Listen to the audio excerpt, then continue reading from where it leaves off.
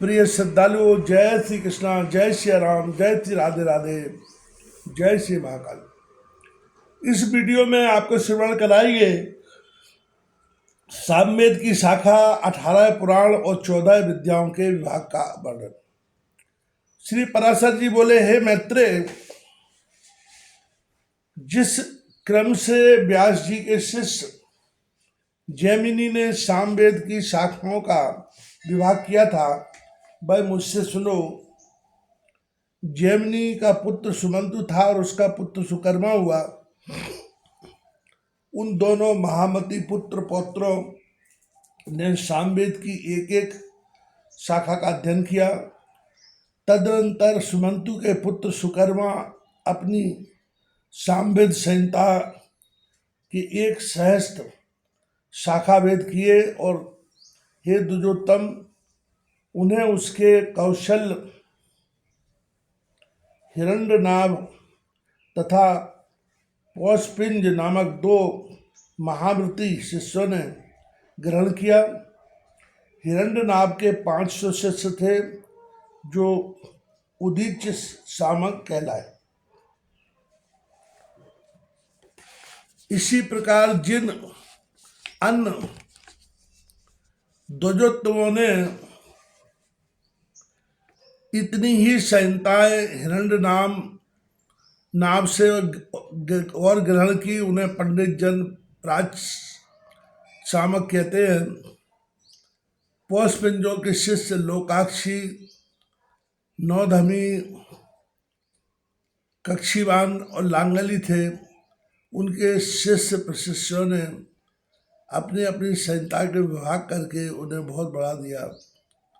महामुनि कीर्ति नामक हिरण्य नाम के एक और शिष्य ने अपने शिष्यों को सामवेद की 24 संहिताएं पढ़ाई। फिर उन्होंने भी इस सामवेद का शाखाओं द्वारा खूब विस्तार किया। अब मैं अथर्ववेद की संहिताओं के समुच्चय का वर्णन करता हूँ। अथर्ववेद को सर्वप्रथम अमित तेजोमय सुमंतु मुनि ने अपने शिष्य कबंद को पढ़ाया। फिर कबंद ने उसकी 2 भाग कर उन्हें देवदर्श और पथ्य नामक अपने शिष्यों को दिया। हे दुष्सत्तम, देवदर्श के शिष्य मेघ, ब्रह्मबली, शवलकायन और पिपलाद थे।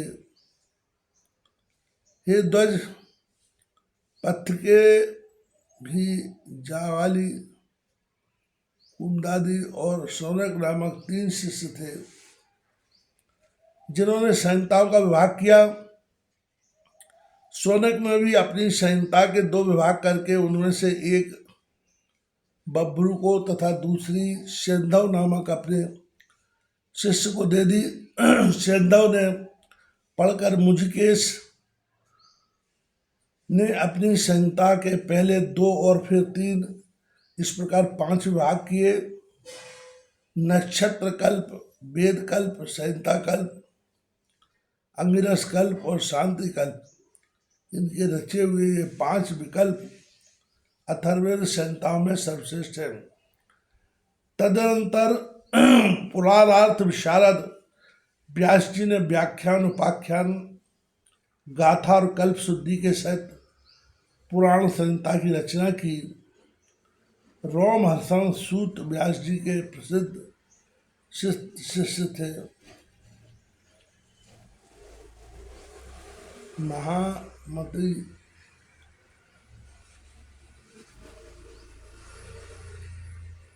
व्यास जी ने उन्हें पुराण संहिता का अध्ययन कराया।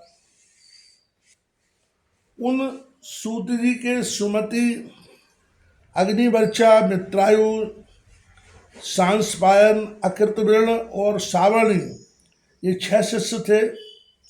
काश्यप गोत्रीय, अकृतवृण, सावणी और सांसपायन, ये तीनों संहिता करता है। उन तीनों संहिताओं की आधार एक रोमहर्षण जी की संहिता है। ये मुने, इन चारों संहिताओं की सारभूत मैंने यह विष्णु संहिता बनाई है। पुराणज्ञ पुरुष कुल 18 पुराण बतलाते हैं। इन सब में प्राचीनतम ब्रह्म पुराण है।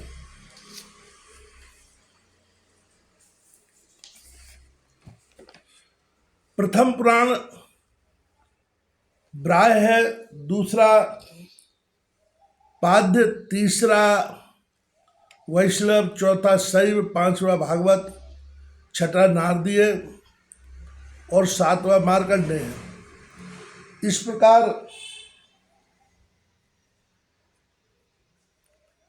आठवां आग्नेय, नवा भविष्यत, 10वां ब्रह्म वैवर्त और 11वां पुराण लेह कहा जाता है।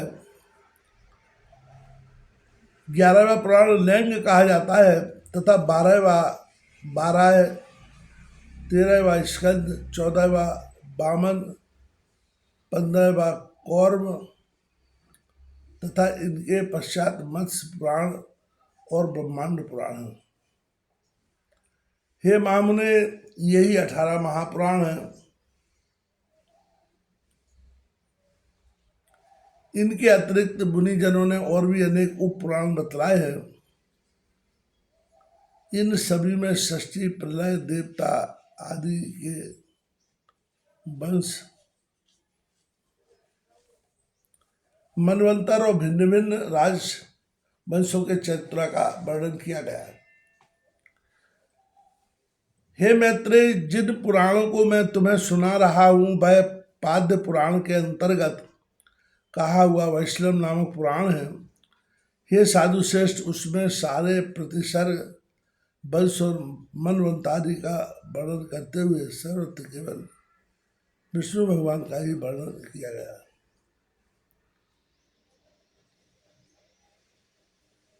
6 वेदांग, 4 वेद, मीमांसा, न्याय, पुराण और धर्मशास्त्र, ये भी 14 विद्याएं हैं।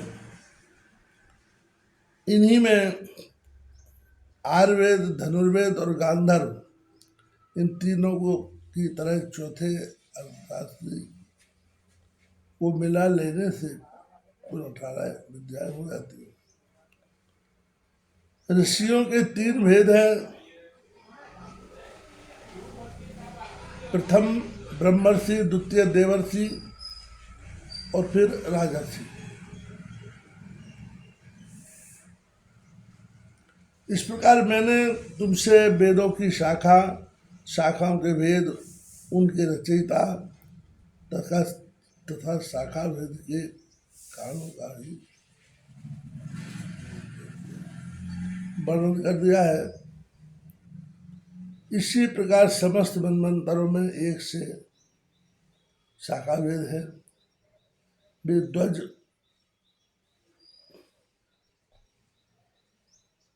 हे प्रजापति, ब्रह्मा जी से प्रकट होने वाली श्रुति तो नित्य है, हो तो उसके विकल्प मात्र हैं। ये तो उसके विकल्प मात्र हैं। हे मैत्रेय, वेद के संबंध में तुमने मुझसे जो कुछ पूछा था वह मैंने सुना दिया। अब और क्या कहूँ।